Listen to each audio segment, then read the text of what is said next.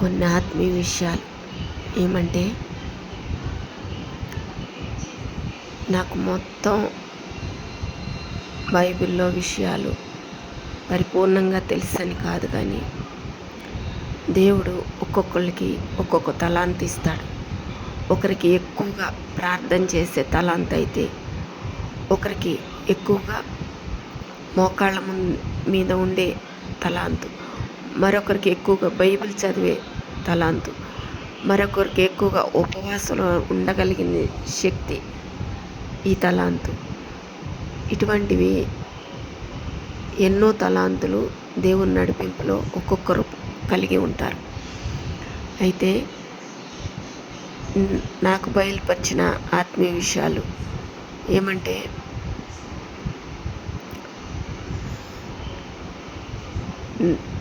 దేవుడు ఎప్పుడైతే మానవుని సృష్టించేటప్పుడు ముందు అన్ని జంతువులన్నీ అయిపోయిన తర్వాత, అన్ని రకాల జీవరాశులు ప్రాణం ఉన్నవన్నీ అయిపోయిన తర్వాత చివరిగా మానవుని సృష్టించాడు.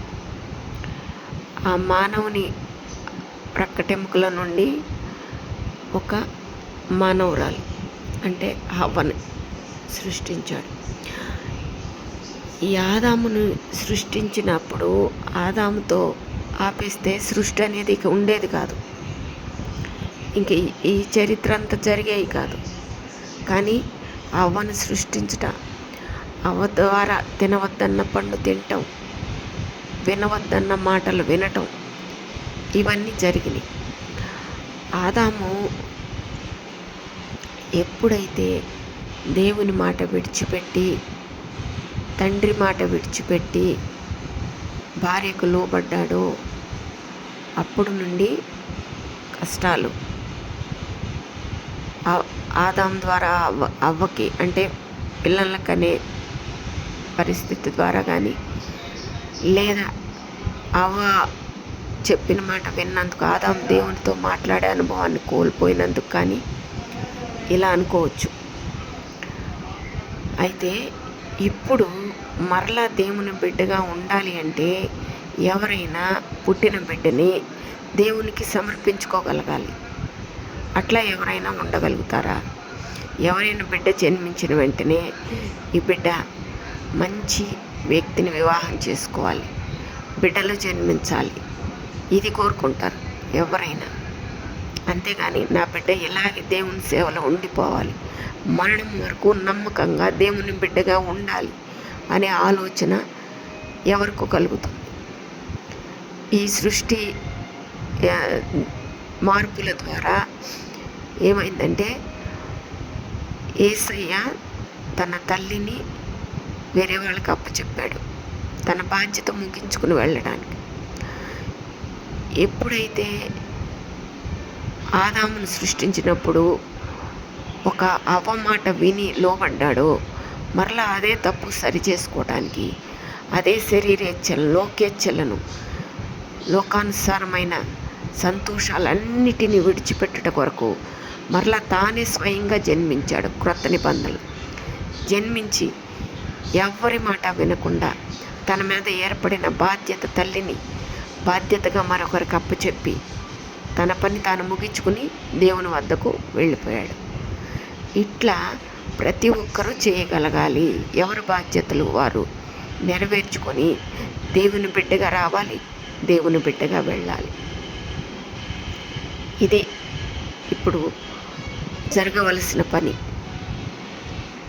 కానీ ఎవ్వరూ అటువంటి కోరుకోరు. ఎందుకంటే మరలా వివాహమైన వారే కాబట్టి బిడ్డలకు కూడా వివాహం అవ్వాలనుకుంటారు. వారు పరిశుద్ధంగా గర్భాన్ని ధరించిన వారు కాదు, పరిశుద్ధంగా బిడ్డలకి జన్మనిచ్చిన వారు కాదు. అట్లాగే ఒక పురుషుని చూసుకున్న తల్లిలో నుండి తండ్రి ద్వారా ఏర్పడిన వారే. ఇలా ఉంటుంది. ఈ సృష్టిలో తెలియని విషయాలన్నీ ఇలా జరుగుతూ ఉంటున్నాయి. కాబట్టి ఎప్పుడైతే ఒక బిడ్డ జన్మిస్తే ఈ బిడ్డ నీ బిడ్డగా ఉండాలి. ఎన్ని శ్రమలు, శోధనలు, నిందలైన ఈ లోకంలో జయించి మనసుకు సంబంధించినవి కానీ, శరీరానికి సంబంధించినవి కానీ అన్నిటినీ జయించి నీ బిడ్డగా నీ సాక్షిగా ఉండాలి అని కోరుకుంటారో అప్పుడే ఆ బిడ్డకి దీవెనకరమైన తరం ఉంటుంది. ఇలా జరుగుతుంది. ఇప్పుడు ఒక వివాహం అయినప్పుడు తల్లి చూసినంతవరకు ఆ బిడ్డని చూస్తుంది. తర్వాత ఇక నేను వృద్ధాప్యంలోనికి వచ్చాను, నేను చూడలేకపోతున్నాను కాబట్టి ఆ బిడ్డ బాధ్యతలు సమాన వయసులో ఉన్న నీకు అప్పచెప్తున్నానని ఒక భార్యకు అప్పచెప్తూ ఉంటుంది. తనకు వండి పెట్టే విషయం, తన మంచి చెడులు సేవలు చేసే పరిస్థితి అన్నిటినీ భార్యకు అప్పచెప్తుంది. ఇంకా అప్పచెప్పిన తర్వాత మళ్ళీ తన బిడ్డ తన వద్దకు రాలేదని బాధపడుతుంది, తనను పట్టించుకోలేదని బాధపడుతుంది. అప్పచెప్పేసింది కదా మరొకరికి, వివాహం చేసింది తనే ఇష్టపడి, మరొక కోడలు వచ్చింది అప్పచెప్పేస్తుంది. ఇంకా మళ్ళీ తన వద్దకు రావాలనుకోకూడదు. కూతురైనా అంతే, వేరే వాళ్ళకి అప్పచెప్పేశారు మళ్ళీ రావాలని అనుకోకూడదు, తన బిడ్డగా ఊహించుకోకూడదు. ఇక అట్లా తన బిడ్డగా ఉండాలనుకుంటే దేవునికి అప్పచెప్పాలి. దేవునికి అప్పచెప్పాలా, లోకానికి అప్పచెప్పాలా నిర్ణయించుకోవాలన్నమాట. దేవునికి అప్పగించే పని అయితే పరిశుద్ధంగా జీవించాలి. ఆహారం విషయంలో, మనసులో ఆలోచనల విషయంలో, ప్రతి కదలిక, ప్రతి నడవడిక, ప్రతి చూపు, ప్రతి స్వరం వినేది, ప్రతి మాట పలికేది సమస్తం పరిశుద్ధంగా మార్చబడాలి. పసిబాలుని పరిస్థితికి, బాల్యపు స్థితికి వెళ్ళాలి. మలాకి చివరి గ్రంథం చివరి అధ్యాయంలో ఉంటుంది. ఒక వాక్యం గమనించండి. ఇది ఎప్పుడు ఇట్లా బయటి విషయాలు మాట్లాడుకోవటం కాదు, కానీ దేవుని వాక్యకు సంబంధించిన విషయాలే ఇవి.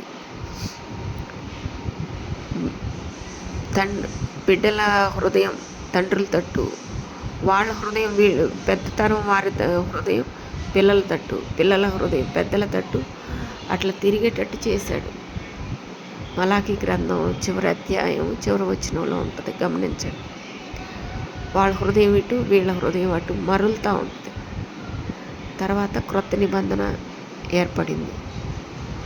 ఏర్పడిన తర్వాత తన తండ్రికి మాత్రమే తన ఆత్మను అప్పగించేశాడు. ఇక లోకానికి అప్పచెప్పలా. అట్లా ప్రతి ఒక్కరూ దేవుని బిడ్డగా ఉండాలా, లోకానుసారంగా ఉండాలి. పుట్టిన ప్రతి బిడ్డ వివాహం అయ్యి బిడ్డలు పుట్టి విస్తరించాలి అని అనుకోవాలా. లోకానుసారంగా ఈ లోక విస్తరణకు వద్దు, నా నుంచి ఏర్పడకూడదు, నా బిడ్డ నీ బిడ్డగా ఉండాలి, నీకే అప్పచెప్తున్నాను అని అప్పగించేసుకోవాలి. ఇది చాలా కష్టమైన విషయాలు. ఎందుకంటే దేవునికి అప్పచెప్తే సిలువ భారం మోయాల్సి ఉంటుంది. భయంకరమైన శ్రమలు, నిందలు, అవమానాలు ఉంటాయి దేవుని బిడ్డగా ఉంటే. ఎందుకంటే ఎవరు చూసే పరిస్థితి ఉండని పరిస్థితులు ఉంటాయి. తల్లి చూసినంతకాలం తల్లి చూస్తుంది. తర్వాత తల్లి కంటే ముందుగానే ఆ బిడ్డ వెళ్ళాడు. అక్కడ యేసుక్రీస్తు ప్రభువు ముందుగానే మరియమ్మ తల్లిని వదిలిపెట్టి ముందుగానే తన తండ్రికి అప్పచెప్పేసుకున్నాడు. ఆత్మను పరిశుద్ధంగా, పవిత్రంగా, మగవాడిగా జన్మించి మగవాడిగా మరలా మగవారిగా ఆత్మను అప్పగించేసుకున్నాడు. ఆడవాళ్ళకి అప్పచెప్పలే. ఇక ఆత్మను పరిశుద్ధంగా ఉన్నాడు, పవిత్రంగా ఉన్నాడు. ఇలా అనుకోవచ్చు. మనసు అనేది ఎటు కావాలంటే అటు మరలుతూ ఉంటుంది. కాబట్టి దేవుని విషయాలు ఎంతో గూఢమైనవి, ఆత్మీయమైనవి. అవి తెలుసుకోవాలంటే మానవుని జ్ఞానం సరిపోదు. ప్రార్థనలో ఉంటే దేవునిచ్చే ఆలోచనలు, తలంపులే నెరవేర్చబడతాయి. కాబట్టి ఎవరైనా లోకంలో నా బిడ్డ గొప్పగా ఉండాలి, మంచి వస్త్రాలతో, మంచి అలంకరణతో, మంచి ఉన్నతమైన స్థితిలో ఉండాలి, ఇలాంటివి కోరుకుంటారు. కానీ ఎంత తక్కువ స్థితిలో ఉన్నప్పటికీ దేవుని బిడ్డగా ఉంటే చాలు, ప్రార్థనలో ఉంటే చాలని ఎవరైనా అనుకుంటారా? అలా